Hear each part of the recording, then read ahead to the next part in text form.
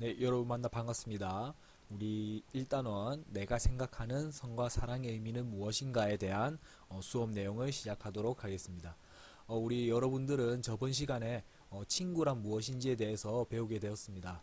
그래서 이번 단원에서는 여러분들이 친구를 사귈 때 동성 친구도 있지만 이성 친구가 있을 수 있다고 합니다. 그래서 동성 친구와 반대로 이성 친구는 나와 다른 성별을 가졌기 때문에 많은 관심과 호기심이 생겨나게 되면서 또한 사랑에 또한 빠지는 경우가 있다고 합니다. 그래서 청소년기에 이 성에 대해서 올바른 가치관을 형성하는 것이 굉장히 중요한 부분이기도 합니다.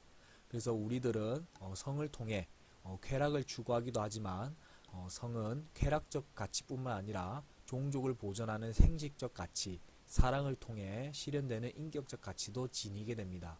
청소년기에 자연스럽게 성에 관한 관심이 증가하고 또한 성에 대한 태도는 성인이 되어서까지 영향을 미칠 수 있기 때문에 바람직한 성교육이 필요로 합니다. 이번 시간을 통해서 우리는 성의 의미와 가치를 설명할 수 있으며 또한 사랑의 의미와 가치를 제시할 수가 있게 됩니다. 청소년기는 신체적으로나 정신적으로나 성숙한 시기입니다. 그래서 여러분들 작년 중학교 때 모습과 지금 현재의 모습을 비교하게 된다고 한다면 급격하게 성장하게 됨을 알게 됩니다. 이렇게 청소년 시기는 신체적으로 급격하게 성장하면서 남성 또는 여성으로서의 점차 성인의 모습을 갖추어 가기도 합니다.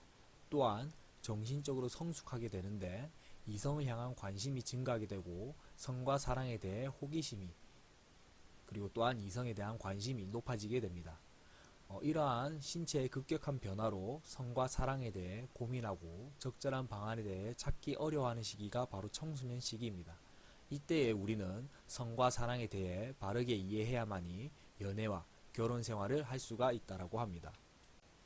먼저 성의 의미에 대해서 살펴보도록 하겠습니다.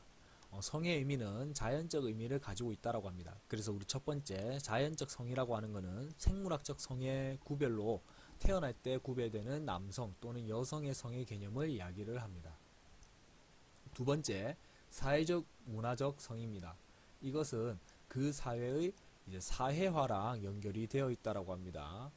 그래서 사회적 성이라고 하는 것은 사회적 문화적으로 구성되는 남성다움과 여성다움을 나타내는 성의 개념으로 이러한 남성다움과 여성다움을 사회화라고 하는 것을 통해서 가르쳐주고 있는 것이 바로 사회적 성을 말합니다. 세 번째, 욕망으로서의 성은 위와 다르게 성적 관심과 성적 활동과 연결이 되어 있다고 합니다. 그래서 성적 욕망이나 심리, 제도나 관습에 따라 규정되는 성에 관한 사회 요소들까지 포함하고 있는 성적인 것 전체를 이야기를 하고 있습니다. 또한 이 욕망으로서의 성은 성의 가치 중 쾌락적 가치와 연관이 되어 있기 때문에 성의 가치에 대한 부분까지도 한번 살펴보도록 하겠습니다. 인간의 성의 가치 중 먼저 생물학적 가치에 대해서 알아보도록 하겠습니다. 생식적 가치라고 하는 것은 임신과 출산을 거쳐 종족을 보존하고자 하는 것을 말합니다. 또한 성은 굉장히 중요하고 생명이 탄생되는 것과 관련이 있기 때문에 이 성적인 행동에 있어서는 반드시 책임이 따른다고 합니다. 두 번째, 쾌락적 가치입니다. 쾌락적 가치라고 하는 것은 감각적인 즐거움과 기쁨을 주어 삶의 활력을 불어넣는 것이라고 합니다.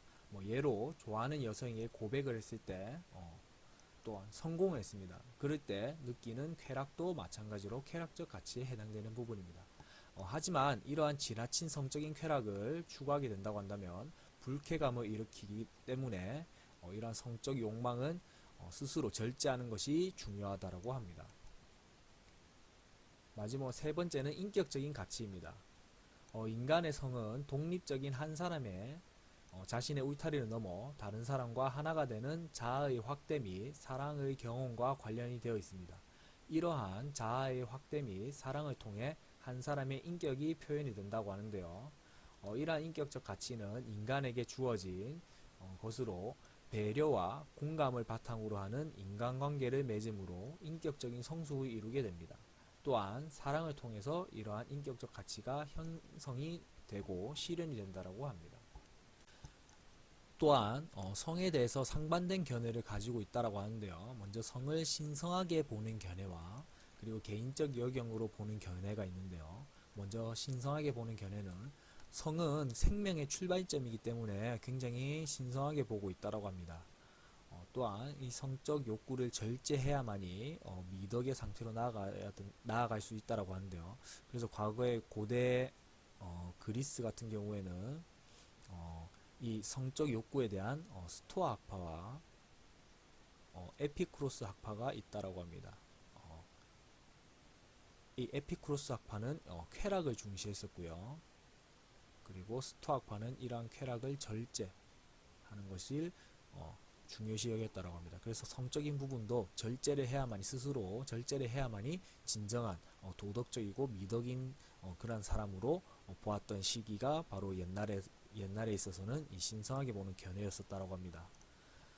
그리고 또한 개인적으로 보는 견해에 있어서는 성은 개인의 쾌락과 관련돼 있어서 성적 욕구나 절제는 누군가에 의해서 통제되는 것이라기보다는 개인의 자유이며 이러한 자유에 의한 성적 욕구에 대한 부분은 스스로 이제 책임을 져야 된다고 합니다. 그래서 에피쿠로스 학파 같은 경우는 이 개인적으로 보는 견해에 좀 초점이 두어져 있고요. 이 스토아 학파 같은 경우가 이제 성을 이제 신성하게 보는 견해로 좀 이해하시면 될 것 같습니다.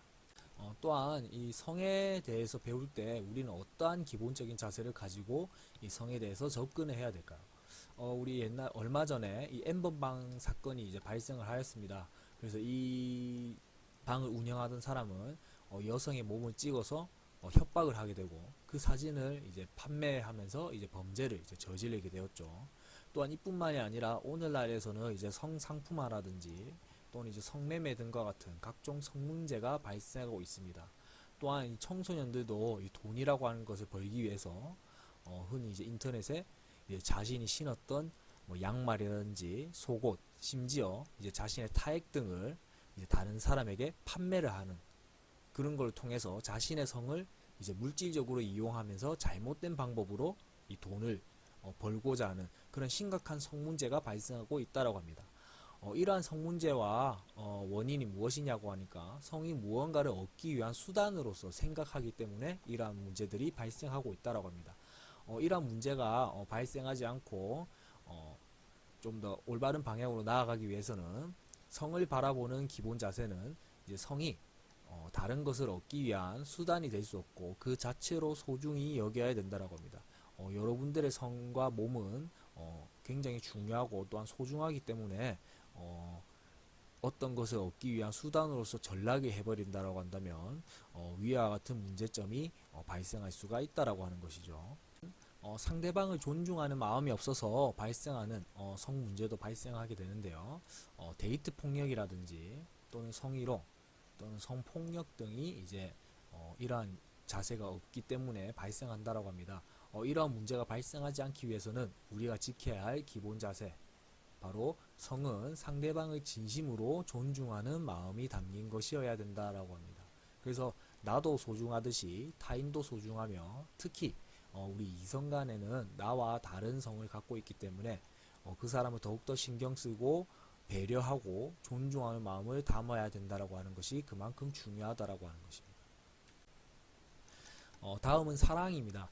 사랑이라고 하는 것은 일반적으로 여러 의미를 가지고 있다라고 해요. 그래서 사랑은 상대방을 아끼고 소중히 여기는 마음이라고 합니다.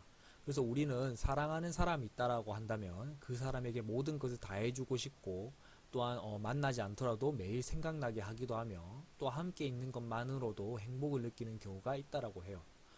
또한 사랑은 상대방에게 적극적인 관심과 원하는 것을 이해하고 베풀고자 하는 마음이 생긴다라고 합니다. 그래서 사랑하는 사람이 필요한 것이 무엇인지 또는 원하는 것이 무엇인지에 대해서 미리 알아보고 준비하거나 때로는 양보하는 모습을 보여준다라고 합니다. 또 서로 모습을 있는 그대로 인정하고 존중하는 마음이라고 합니다. 하지만 이러한 존중하는 마음이 없다라고 한다면 사랑이 집착되어서 소유하는 모습으로 변질될 수 있는 위험이 있기 때문에 이러한 부분을 우리가 잘 인식해야 된다라고 합니다. 마지막으로 상대방이 잘 성장하기를 바라면서 책임있게 관계를 발전시키려고 하는 마음입니다. 그래서 사랑하는 사람이 또는 상대방이 서로 잘 되기를 바라면서 또 이러한 사랑이 깨어지지 않고 관계를 유지하기 위해서는 배려하는 자세를 갖는 것이 중요하다고 합니다. 그렇다고 한다면 사랑은 우리에게 어떠한 역할을 하게 하는가에 대한 부분을 살펴보도록 하겠습니다. 먼저 첫 번째, 다른 사람을 배려하고 함께 어울려 살아가는 방법을 우리가 배우게 된다고 합니다.